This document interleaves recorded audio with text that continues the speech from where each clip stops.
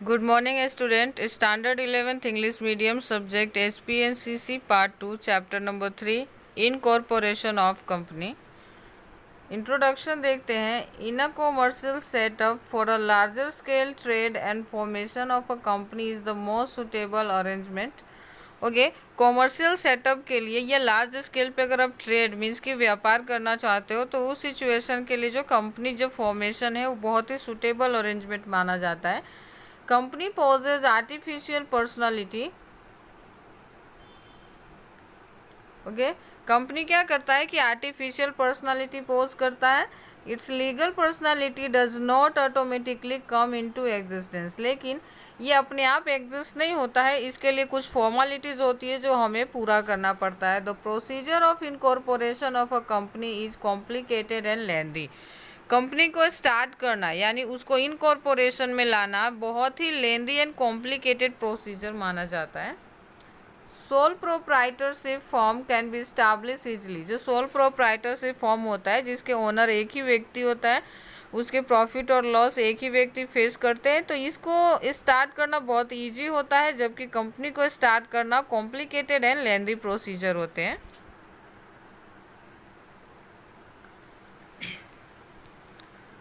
Okay, the nature of partnership form is broader than the sole proprietorship form. और अगर हम sole proprietorship form और partnership form की बात करें तो sole proprietorship और भी ज़्यादा ईजी होता है comparison to partnership form start करने से. The registration of partnership form is optional. आप पार्टनरशिप फॉर्म का रजिस्ट्रेशन करवाना ऑप्शनल है. अगर आप अपने बेनिफिट के लिए कराना चाहो तो करा भी सकते हो, नहीं कराना चाहो तो कोई भी बात नहीं होती. और सोल प्रोप्राइटरशिप की तो रजिस्ट्रेशन कराना ज़रूरी ही नहीं होता बिल्कुल भी, लेकिन कंपनी का कंपलसरी रजिस्ट्रेशन कराना होता है. As compare to that incorporation procedure of a company is lengthy, complicated and expensive.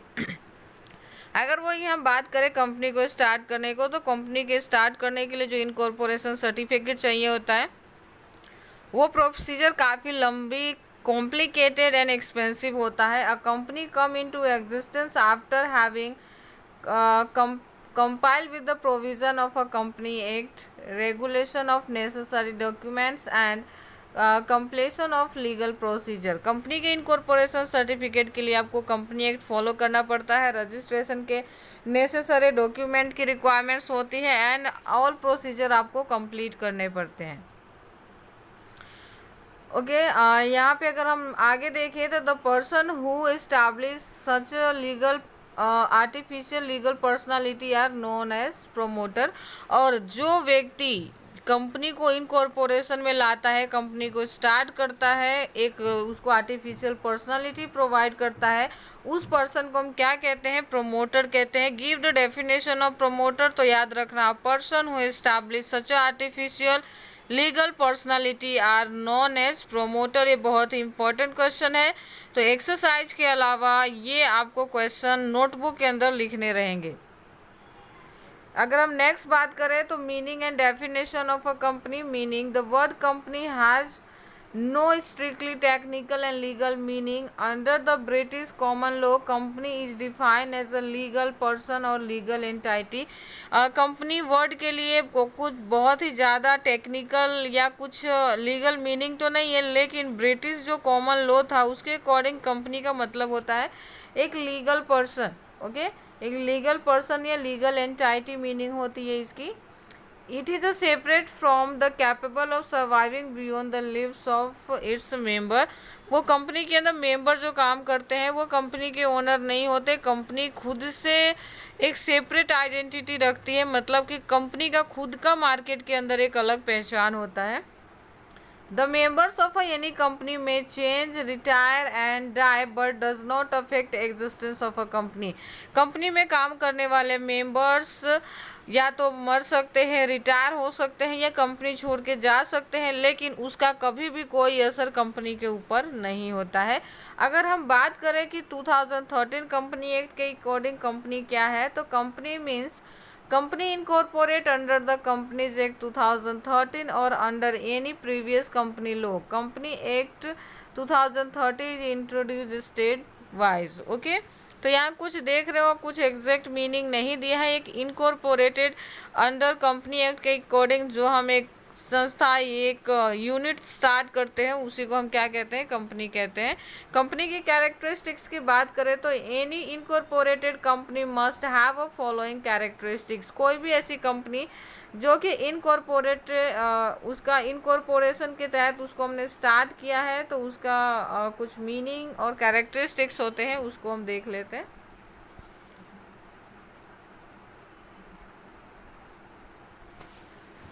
Okay, तो फर्स्ट कैरेक्टरिस्टिक्स की बात करें तो यहाँ पे दिया है, आप देख पा रहे हो, इंडिपेंडेंट कॉरपोरेट एग्जिस्टेंस, यानी इसका खुद का एक अलग इंडिपेंडेंट कैरेक्टर होता है, पहचान होती है। Independent corporate existence of one of the most significant feature of a company is regarded as a legal person having entitled distinct personality independent from the its member।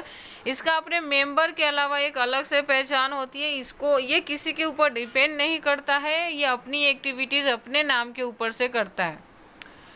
अगर हम दूसरी कैरेक्टरिस्टिक्स की बात करें तो limited liability of a company members, company के अंदर काम करने वाले मेंबर्स की जो लाइबिलिटी होती है, रिस्पॉन्सिबिलिटी होती है, वो उस लिमिट होती है, अनलिमिटेड कभी नहीं होता।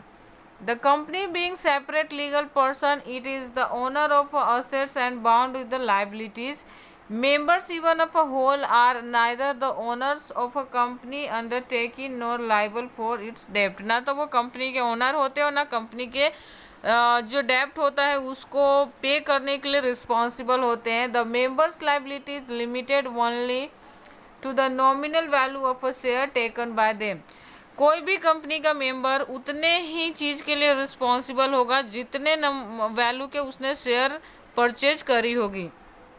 No member is bound to contribute more than the nominal value of share. वो शेयर से ज़्यादा कभी भी कंपनी के डेप्ट पे करने के लिए रिस्पॉन्सिबल नहीं होता।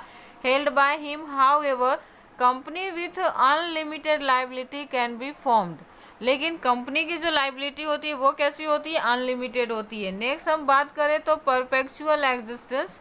A company is defined as an artificial person. It has a perpetual existence. It is not a subject to death or illness of any its member। यहाँ पे कंपनी एक आर्टिफिशियल पर्सनालिटी रखता है जिसके ना तो मरने का और ना ही बीमार होने के कोई खतरा रहती है, जैसे कि एक मेंबर होते हैं।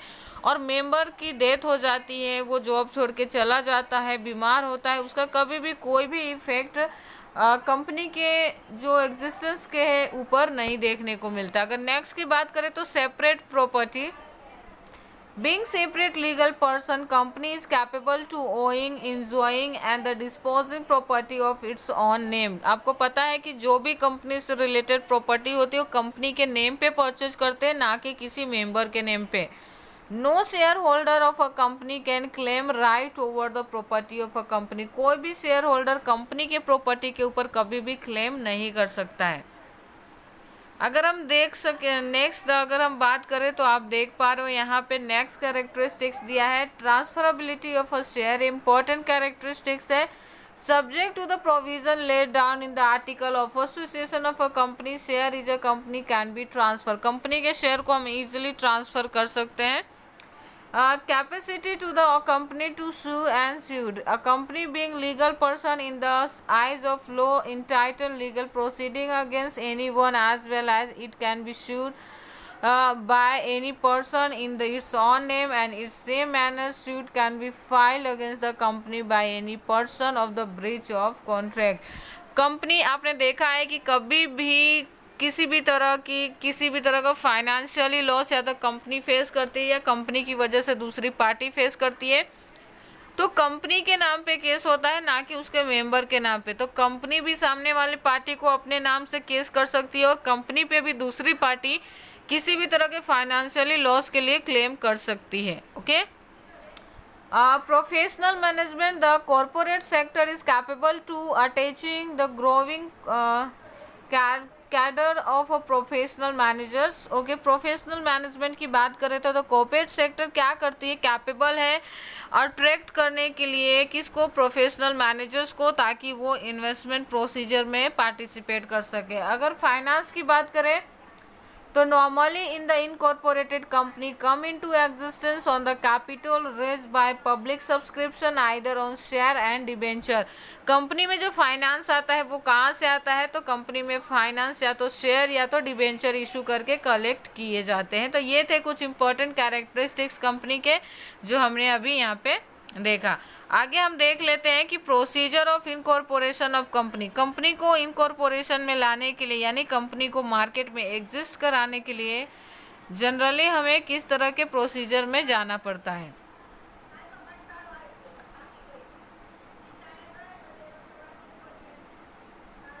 ओके, तो चलो स्टार्ट करते हैं यहाँ पे। Procedure for the incorporation of company. For incorporation of a company, many legal provisions are followed. Incorporation procedure is expensive and complex. Following procedure is followed for the incorporation. Incorporation थोड़ा expensive and complicated procedure है, फिर भी हम देखते हैं कि कौन कौन से प्रोसीजर हमें करने पड़ते हैं। पहला है preliminary stage and incorporation stage. Preliminary stage की अगर हम बात करें जिसको प्रमोशन स्टेज भी कहा जाता है, तो यहाँ पे याद रखने का what is the other name of preliminary stage, तो आपको याद रखना है कि वो प्रमोशन स्टेज रहेगा। This is the first stage of involving the concept of in ideas of setting of a company and primary and extensive investigation of the feasibility of idea. ये preliminary stage कौन सा होता है, तो जब आपके mind में जो कंपनी का प्रमोटर होता है, जो कंपनी को स्टार्ट करने के बारे में सोचता है, उसके माइंड में जो आइडियाज़ आता है तो वो आइडिया काम करेगा या नहीं करेगा। अगर सपोज हमने कंपनी स्टार्ट भी करवा दी तो क्या वो प्रॉफिट कमाएगा या नहीं कमाएगा, इस आइडिया को जानने के लिए हमें क्या करना पड़ता है, इन्वेस्टिगेशन करना पड़ता है प्राइमरी स्टेज पे कि ये कितना कैपेबल हो सकता है फ्यूचर में। The requirements of resources and capital, उसके बाद हमें इन्वेस्टिगेशन के बाद रिसोर्सेज एंड कैपिटल की ज़रूरत होती है कंपनी को स्टार्ट करने के लिए। 10 promotion of a company can be considered through the following step, और इन स्टेप से हम कंपनी के फॉर्मेशन को अच्छे से समझ सकते हैं। तो चलो देखते हैं। फर्स्ट स्टेज की अगर हम बात करें तो देखो फर्स्ट स्टेज दिया है the idea for the promotion of a company business, the concept or ideas of a business by one person or a group start the process of a business formation and consequently to the idea of establish a company for the same। Company के जो start करने के procedure है वो कोई एक व्यक्ति भी सोच सकता है या ग्रुप ऑफ पीपल मिलके भी ये काम कर सकते हैं। The idea of the seed of a business and promoter who conceive the idea use of imagination and creativity to give the concrete form of his also ready to wear the many risk. जब एक promoter company को start करता है तो बहुत सारे उसके सामने रिस्क होते हैं, बहुत सारे जो क्रिएटिविटी होती है वो एक सोच को, अपने इमेजिनेशन को कॉन्क्रीट फॉर्म में लाता है जहाँ पे बहुत सारे रिस्क वो फेस करता है। He convert idea into implementation, वो अपने विचार को इम्प्लीमेंटेशन तक लाता है by mobilizing man power, material and capital resources to carry out business. Business को स्टार्ट करने के लिए अपने आइडिया को इम्प्लीमेंटेशन में किन चीज़ों की वजह से वो पहुंचाता है, तो वो होता है man power, material and capital resources. This company come into existence, company is known as brain child of promoter.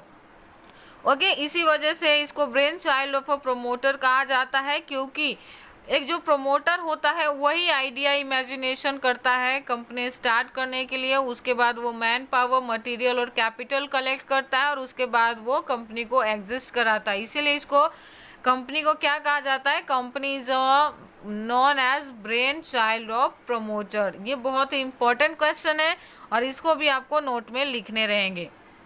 अगर हम नेक्स्ट की बात करें तो नेक्स्ट आप पॉइंट देख रहे हो primary investigation. After considering the idea and its possibility the economic viability of check out in the help of expert. एक बार आपके आइडिया आपने जो विचार किया, जो इमेजिनेशन किया, उसकी कितनी पॉसिबिलिटी है सक्सेसफुल होने का, उसके बाद आपको ये चीज़ें आपको किसकी हेल्प से चेक करना है, तो एक्सपर्ट की हेल्प से करना है। The expenditure and the income estimate taken and if result is satisfactory further detailed survey are conducted।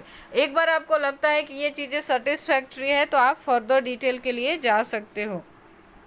Next की बात करें तो एक्सटेंसिव इन्वेस्टिगेशन की बात करिए। There can be the adverse result if through the investigation it is not undertaken the government policies legal provision availability of raw materials and demand supply situation availability of luxurious service etcetera.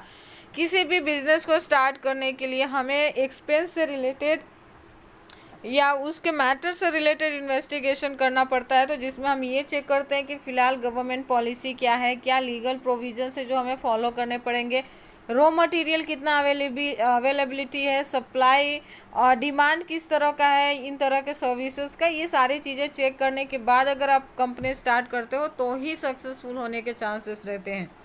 Are carefully checked so that the clear pictures is created. अगर ये चीज़ों पे आप focus करोगे, check करोगे, तो ही आपको market का क्लियर इमेज आपके सामने आ पाएगा, which will help to decide whether the procedure with the plan establish of a company और नॉट। और इसी आइडिया से आप ये जान पाओगे कि आपको कंपनी रियल में स्टार्ट करना चाहिए या नहीं करना चाहिए। Mobilising resources if it is a decided the process with the project, the arrangement of resources like equipments, machines, machinery, tools, land will be made and necessary in correspondence contract formalities will be undertaken। एक बार अगर आपको लगता है कि हमने जो ideas विचार करी है, जो इमेजिनेशन किया है वो सक्सेसफुल हो सकता है, तो उसके बाद हम जो अदर रिसोर्सेस होते हैं उसके ऊपर काम करना शुरू करते हैं। नेक्स्ट है arrangement of finance for the mobilising of resources and the promotion expenses finance will be require. अब आपको इक्विपमेंट्स, टूल्स, मशीनरीज, ये सारी चीज़ें परचेज करने के लिए आपको क्या चाहिए, फाइनेंस। तो फाइनेंस कहाँ से हम कलेक्ट करेंगे उसके बारे में सोचना ज़रूरी होता है। The type of activity and amount of funds required by the company as well as resource of capital will be considered. किसी भी ज़रूरत को पूरा करने के लिए आपको क्या चाहिए होगा, तो वहाँ पे आपको फाइनेंस की रिक्वायरमेंट्स होगी और वो फाइनेंस आप कहाँ से कलेक्ट करेंगे ये आपको सोचना रहेगा। अगर दूसरे की हम बात करते हैं तो वो है इनकॉर्पोरेशन स्टेज। वो पहला कौन सा था, प्रमोशन स्टेज था, जिसको हम प्रिलिमिनरी स्टेज कहते थे। ये इनकॉर्पोरेशन स्टेज है। After having completed preliminary stage the second stage is direct to process of formation of company is called incorporation stage. Okay, एक बार प्रिलिमिनरी स्टेज पे काम करने के बाद जो हम सेकेंड स्टेज और डायरेक्शन की तरफ जाते हैं उसको हम इनकॉर्पोरेशन स्टेज कहते हैं। Wherein the certificate of incorporation of a company is taken, जहाँ पे हमें कंपनी स्टार्ट करने के लिए सर्टिफिकेट मिलते हैं। The private company is a limited member and its share transfer is restricted. Private कंपनियों में क्या होता है, तो मेंबर जो होते हैं, नंबर ऑफ मेंबर्स होते हैं वो लिमिटेड होते हैं और वहाँ पे शेयर ट्रांसफ़र रिस्ट्रिक्टेड होता है, यानी रोक लगाई गई है कि आप शेयर बेच नहीं सकते। So company can start functioning after certificate of incorporation. और इसीलिए कंपनी कब स्टार्ट कर सकते हैं, तो जब आप इनकॉर्पोरेशन का सर्टिफिकेट रिसीव कर लो तब। ओके, तो इसमें हम पहला देख लेते हैं क्या दिया हुआ है। A private as well as public company need following document to order get certificate of incorporation। Incorporation certificate लेने के लिए हमें कौन कौन से डॉक्यूमेंट्स हमारे पास होने चाहिए, तो सबसे पहला हमारा पॉइंट है मेमोरेंडम ऑफ एसोसिएशन। तो मेमोरेंडम ऑफ एसोसिएशन क्यों बनाया जाता है, तो कंपनी लाइफ टाइम किस तरह की एक्टिविटीज़ में इन्वॉल्व होने वाली है, किस तरह की एक्टिविटीज़ करने वाली है, उसका जो एक रिकॉर्ड हम तैयार करते हैं उसको हम बोलते हैं memorandum of association. This is the basic document of a company. Okay, which types of document is memorandum of association? तो याद रखना है कि ये किस तरह का डॉक्यूमेंट है, तो ये बेसिक डॉक्यूमेंट्स है। Okay, the detail close mention in the define scope of activities of a company. मैंने आपको पहले ही कह दिया कि जो लाइफ टाइम में जो एक्टिविटीज़ करने वाली उसका रिकॉर्ड होता है इसके अंदर। Include the name of a proposed company, objective and address of its registered office, the capital and the liability of its member। इसमें क्या क्या डिटेल होते हैं, तो कंपनी का आप नाम क्या रखना चाहते हो, कंपनी की ऑब्जेक्टिव क्या रहेगी, कंपनी का रजिस्टर्ड ऑफिस कहाँ होगा, कितने कैपिटल से कंपनी स्टार्ट होने वाली है और उसके मेंबर की लाइबिलिटी क्या रहने वाला है। It establish the relation between company and third party, ये कंपनी और थर्ड पार्टी के बीच रिलेशन मेंटेन करता है। Memorandum of association one of the most important basic and primary requirements for the every company, किसी भी कंपनी के लिए बहुत ही इंपॉर्टेंट और बेसिक रिक्वायरमेंट्स है। Memorandum of association state type of a business of a company want to undertaken, ये हमारे टाइप्स ऑफ कंपनी भी शो करता है। नेक्स्ट इंपॉर्टेंट डॉक्यूमेंट की बात करें तो वो है हमारा article of association. This document define the rules and regulation for the internal management of a company, its state of a company policies and the mean achieving the objective determine the memorandum of association। Memorandum of association किस लिए बनाया जाता है, तो मैं आप simple सी बात में कहूँ तो आपको याद रखना है कंपनी इंटरनल मैनेजमेंट किस तरह से करेगी, यानी कंपनी के अंदर किस तरह की एक्टिविटीज़ होने वाली है, कंपनी किस तरह से अपने आप को मैनेज करने वाला है, वो सारे फंक्शन की जो लिस्ट होती है उसको हम कहते हैं article of association. List of directors और list of name, address, age, occupation, nationality etcetera of a person who take responsibility work as a director has to be prepared and submitted before the registrar of a company as per company act। उसके बाद जो list of directors की आपको बनानी है, उनका नाम, उनका एड्रेस, एज, ऑक्यूपेशन, नेशनलिटी क्या है, वो सारे एक लिस्ट बना के सारे डायरेक्टर्स के नेम आपको कहाँ पे सबमिट कराना है, तो रजिस्ट्रार ऑफ अ कंपनी के अंदर। There has to a list one woman director for a certain company among the list of director decided by company act। Company act के अकॉर्डिंग जितने भी डायरेक्टर कंपनी के अंदर होने चाहिए उसमें एट लिस्ट एक लेडी डायरेक्टर का होना जरूरी है। Written consent and the affidavit of a directors, each subscriber and director has to given written consent registrar that accepted the responsibility to work as a director willingly. सबको, जितने भी director company के साथ जुड़ने वाले हैं, काम करने वाले, उन सबको रिटर्न कॉन्सेंट यानी एक लेटर लिख के देना है, किसको, कंपनी रजिस्ट्रार को, कि वो अपनी इच्छा से डायरेक्टर के पोस्ट पे काम करने जा रहे हैं, ना कि उनके साथ कोई ज़बरदस्ती की गई। मोर the subscriber and the first director has the file affidavit before the registrar of a company containing following facts। इसके अलावा बहुत सारे जो फैक्ट्स हैं जो लिखे होने चाहिए वो क्या होंगे देख लेते हैं। He has not convicted for any offense, वो किसी तरह का क्राइम किया हुआ नहीं होना चाहिए जो डायरेक्टर के पोस्ट पे काम करने जा रहा है। He has no been found guilty in the fraudulent misfeasance and the information supplied in the register of a company correct and completed। जो भी आप रजिस्ट्रार को आप जो भी इंफॉर्मेशन दे रहे हो कैसे होने चाहिए, तो करेक्ट होने चाहिए। ओके, नेक्स्ट अगर हम बात करें तो वो है disclosure interest of other. Okay, एक मिनट। ओके, यहाँ पे बाकी रह गया था डिक्लेरेशन की, हम बात करते हैं। ओके, डिक्लेरेशन है a declaration of prescribe form signed by the advocate, a chartered accountant, cost accountant, company secretary in practice whoever in the involving the formation of a company and also sign the person's name in the article of association of a company as a director, manager or a secretary of a company। Declaration करनी है यानी company registrar को ये बताना है कि company में chartered accountant, cost account, secretary और डायरेक्टर के पोस्ट पे काम कौन करने वाला, ये चीज़ें उनको डिक्लेरेशन आपको देनी रहेगी। नेक्स्ट अगर हम बात करें तो ये है disclosure of interest of other firm of a company. If the director, subscriber, manager और secretary are also associated with other firm of a company, they have to give information regarding their association. Suppose कि एक person है ना 20 company में as a director काम कर सकता है, याद रखना है आपको, एक पर्सन 20 कंपनी में एज अ डायरेक्टर काम कर सकता है, तो वो और किस फॉर्म में एज अ सेक्रेटरी और डायरेक्टर काम कर रहा है, ये बातें भी आपको कंपनी रजिस्ट्रार को बताना रहेगा। तो ये लेक्चर हम यहीं पे फिनिश करते हैं, नेक्स्ट लेक्चर में नेक्स्ट टॉपिक की बात करेंगे। Thank you.